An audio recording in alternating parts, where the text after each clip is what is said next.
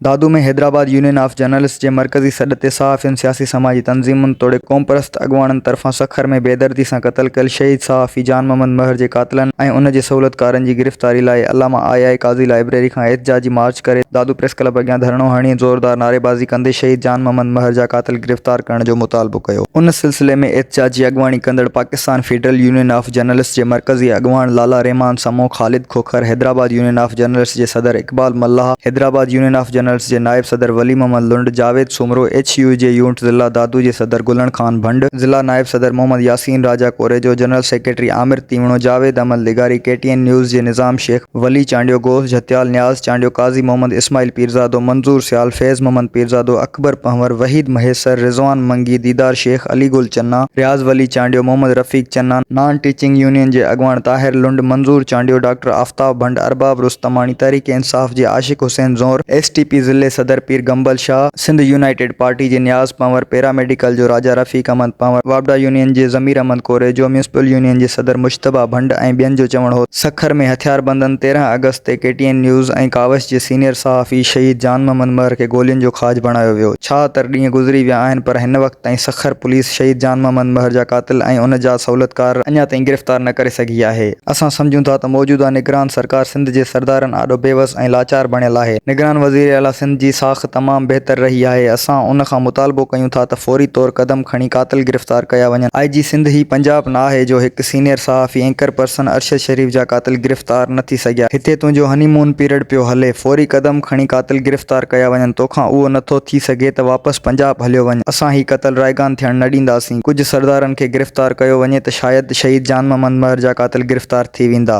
हिननि चयो त सिंध मुसलसिल सरापा एहतजाज बणियल आहे। उन लाइ फौरी तौर शहीद जान मोहम्मद महर जे क़त्ल में मुलविस जवाबदार गिरफ़्तार न कया विया त एहतजाजनि जो दाइरो वसी कयो वेंदो। अली रज़ा चन्ना, इबरत न्यूज़, दादू।